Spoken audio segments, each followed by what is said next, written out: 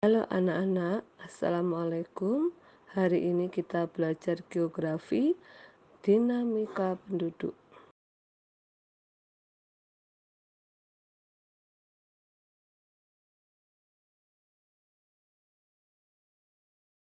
Sebelum kita lanjut ke permasalahan akibat dari dinamika penduduk, penduduk yang menempati suatu wilayah senantiasa mengalami perubahan, baik secara jumlah maupun komposisinya.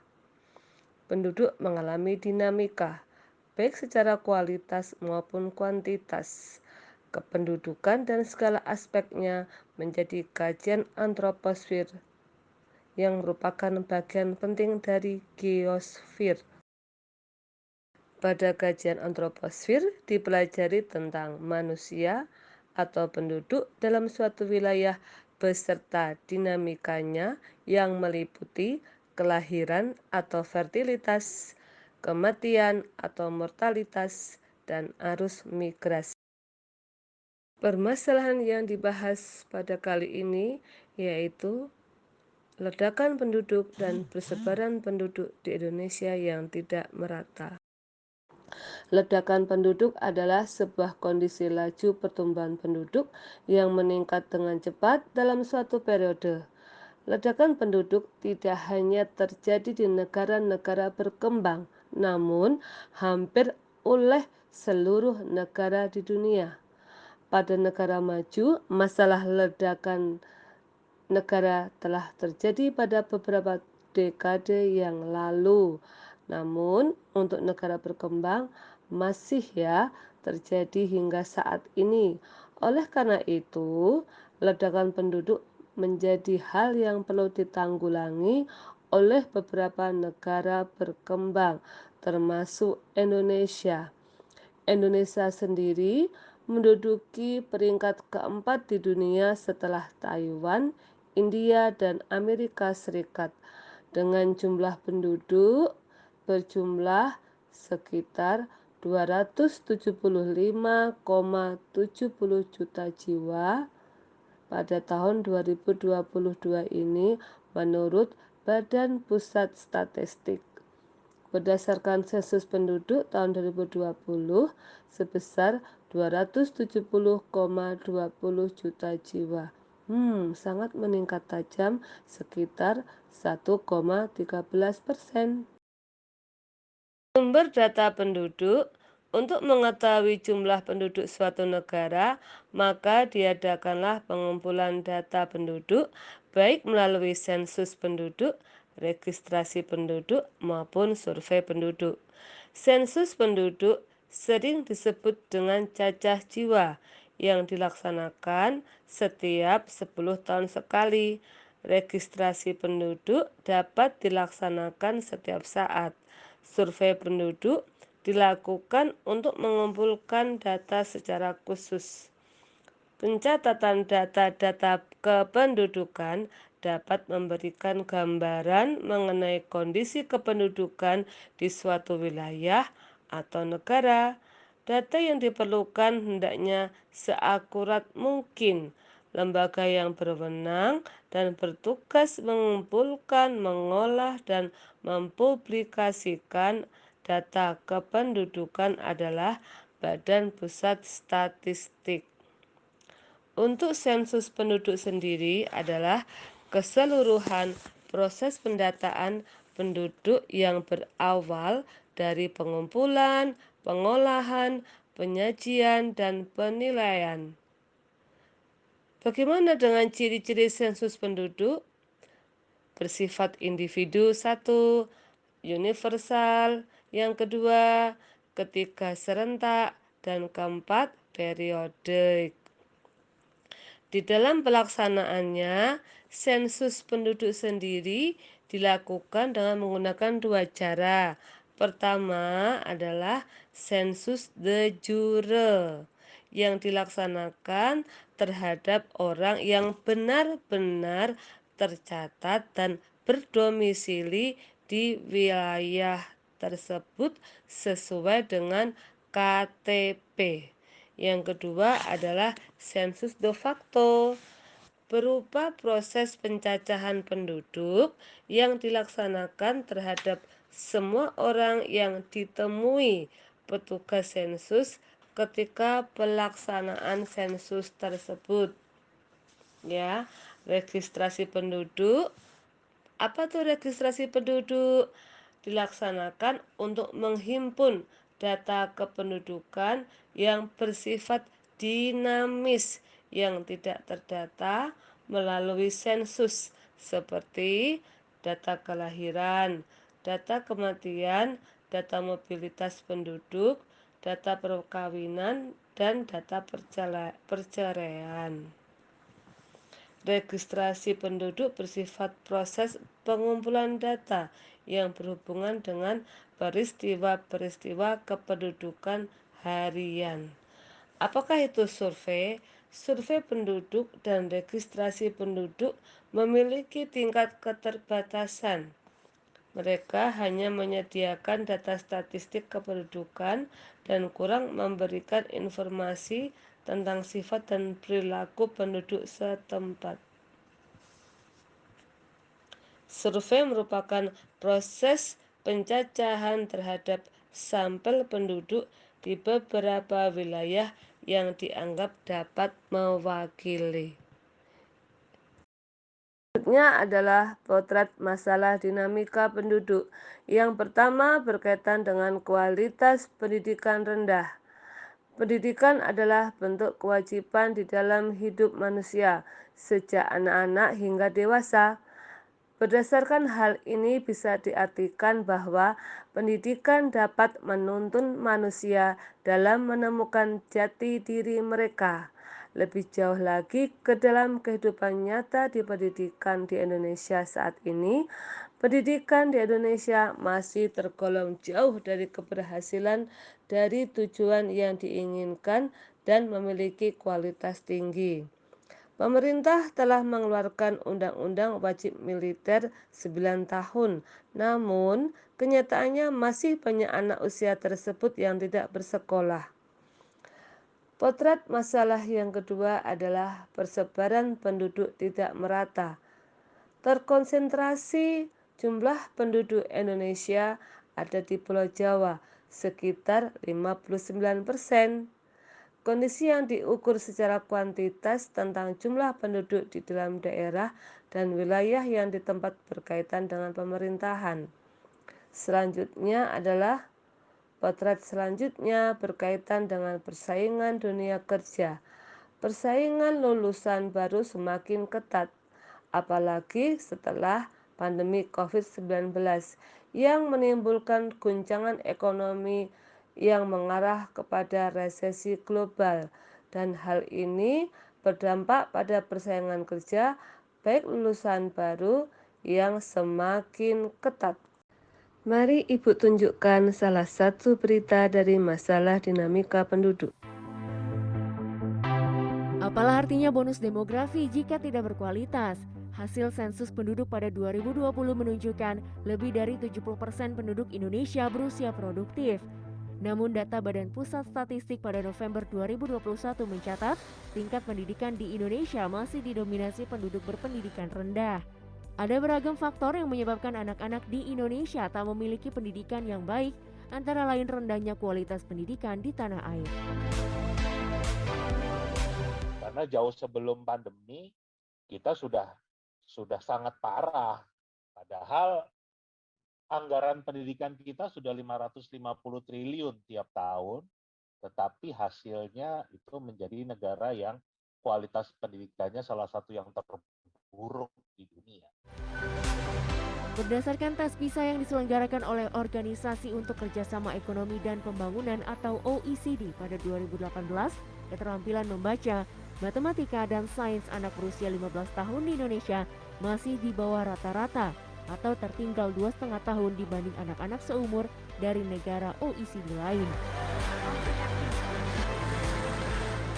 Bahkan sejak 2000, hasil tes PISA Indonesia menunjukkan keterampilan membaca, berhitung, dan sains yang cenderung stagnan.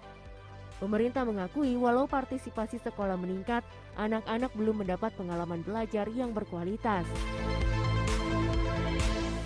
Nah, kenapa itu terjadi dari tahun ke tahun? Ya karena tadi kita memang belum cukup serius untuk memfokuskan intervensi kebijakan-kebijakan pendidikan kita ke arah kualitas, ketimpangan laju pembangunan antara kota dan desa, ketimpangan infrastrukturnya sampai yang mendasar seperti listrik dan internet gitu ya. Ini bukan porsi saya untuk menjabarkan akar masalah sosial ekonominya, tapi itu jelas berdampak pada pendidikan. Dari sisi demand pendidikan, dari sisi orang tua dan murid, kalau tidak ada pekerjaan yang membutuhkan skill yang tinggi, tentu kurang ada insentif untuk melanjutkan sekolah dan kuliah. Lebih baik langsung kerja, dapat uang gitu ya. Nah itu.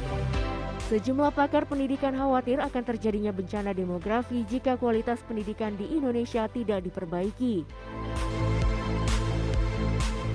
Data Bank Dunia pada 2020 menyebut indeks pembangunan manusia Indonesia merosot ke peringkat ke-96 dari peringkat ke-87 pada 2018. Bahkan berdasarkan data UNDP pada 2020, indeks pembangunan manusia Indonesia berada di peringkat ke-107. Undang-undang Cipta Kerja ini di satu sisi, dari sisi investasi, oke, baguslah. Logikanya akan banyak perusahaan asing berinvestasi ke Indonesia, dan karena mereka investasi di Indonesia, mereka akan butuh pegawai, kan begitu. Tapi sekarang, kalau ternyata SDM Indonesia baca saja nggak bisa, apakah perusahaan asing itu akan merekrut SDM kita? Untuk memperbaiki kualitas pendidikan, pemerintah menyatakan akan mengubah pola penilaian di tingkat daerah dan mengubah kurikulum menjadi kurikulum merdeka. Luas wilayah Indonesia daratan 19.225.570 km persegi, luas lautan 3.257.483 km persegi. Sedangkan jumlah penduduk Indonesia pada tahun 2022 275.077, juta jiwa. Penduduk terbanyak keempat di dunia. Jumlah penduduk Indonesia di dunia. Jumlah penduduk Indonesia berdasarkan sensus penduduk 2020 sebesar 270,20 juta jiwa. Jumlah penduduk sebanyak itu menempati Indonesia sebagai penduduk terbanyak keempat di dunia setelah Tiongkok, sekitar 1,426 miliar jiwa. Selanjutnya India 1,412 miliar jiwa. Amerika Serikat sekitar 332,8 juta jiwa. Dan Indonesia sekitar 275,8 juta jiwa. Tahun 2022 naik menjadi 1,13% dari tahun 2021.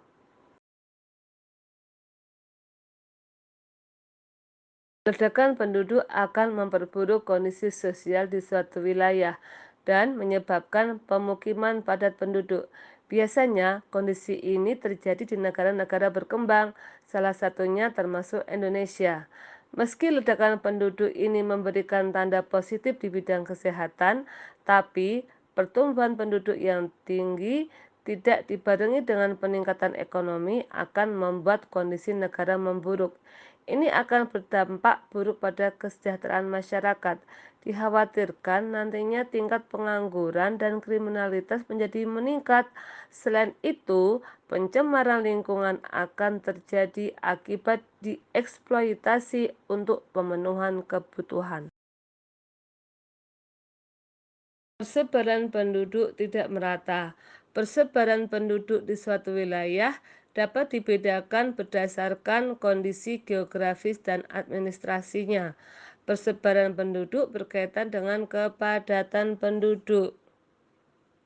Indonesia terdiri dari ribuan pulau yang persebarannya tidak merata, sedangkan berdasarkan administrasinya adalah tersebar di 38 provinsi. Persebaran penduduk sebagian besar terkonsentrasi di Pulau Jawa.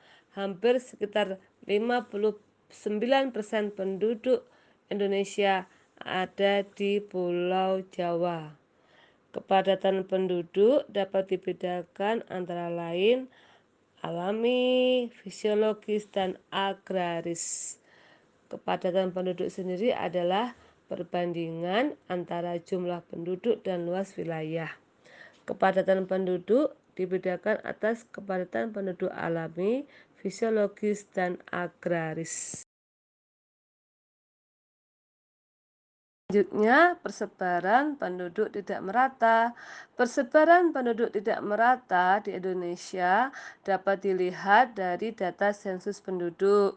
Menurut sensus penduduk tahun 2020 yang dirilis oleh Badan Pusat Statistik dan Kementerian Dalam Negeri atau Kemendagri menunjukkan bahwa masyarakat Indonesia masih terkonsentrasi di Pulau Jawa. Ini semua karena ada faktor yang mendukung kenapa masyarakat datang ke Pulau Jawa. Salah satunya karena fasilitas yang lengkap di Pulau Jawa. Yang kedua, karena Pulau Jawa terdapat pusat ibu kota. Yang ketiga adalah mudahnya mendapatkan pekerjaan karena pusat industri ekonomi ada di Pulau Jawa. Dengan luas 7% dari total keseluruhan wilayah Indonesia, Pulau Jawa dihuni kira-kira 56,10% penduduk Indonesia. Jumlah ini setara dengan 151,6 juta jiwa. Kemudian, pulau terpadat kedua Indonesia adalah Sumatera, diikuti dengan Sulawesi, Kalimantan, Bali, Nusa Tenggara, dan Papua, serta Maluku.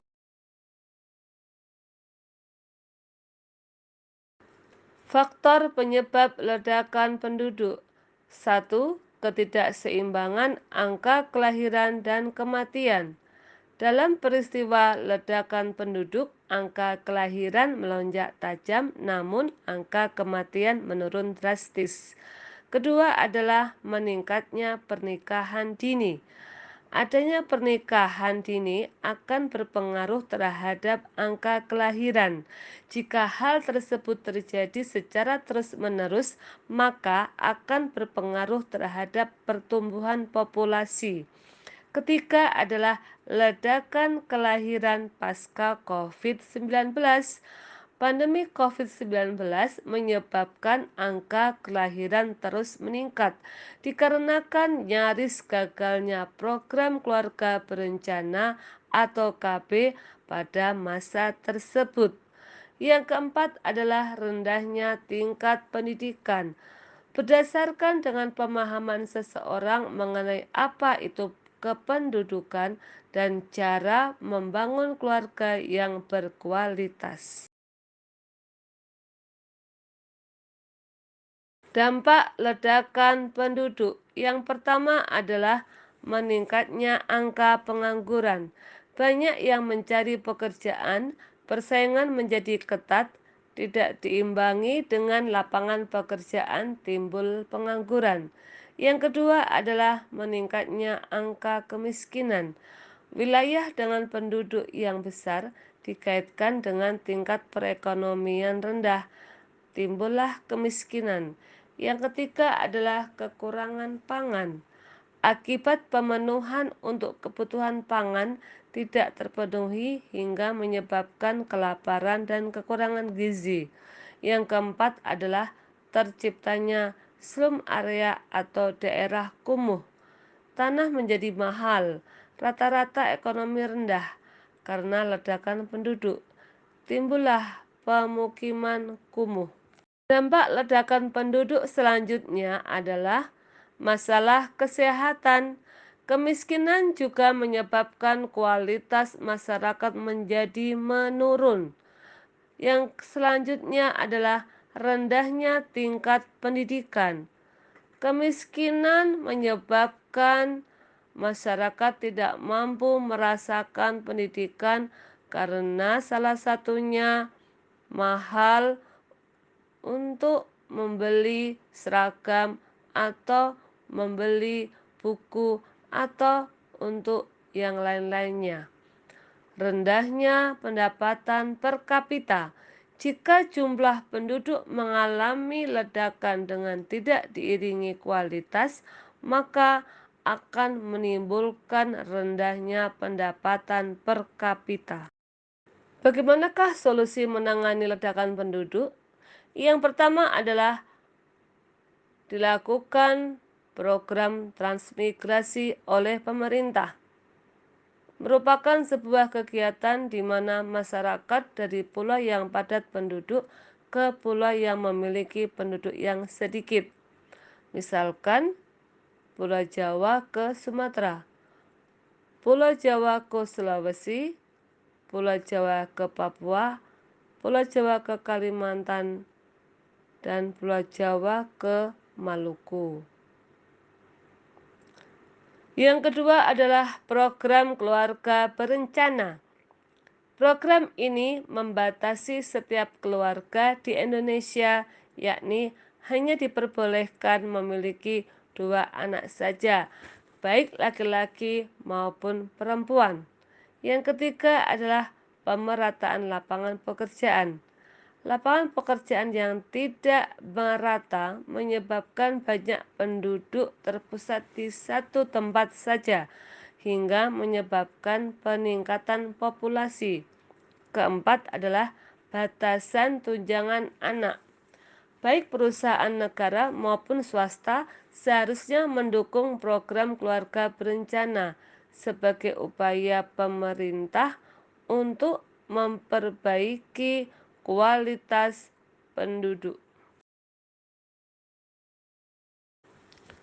Selanjutnya adalah faktor penyebab persebaran penduduk yang tidak merata. Apa saja? Pertama adalah kualitas tanah. Kualitas tanah atau berkaitan dengan jenis sumber daya alam menjadi salah satu alasan tentang ketidakseimbangan jumlah penduduk. Fakta sosial ini misalnya saja terjadi di Pulau Jawa, yang ternyata lebih subur tanahnya jika dibandingkan dengan jenis tanah yang ada di luar Pulau Jawa. Yang kedua adalah iklim.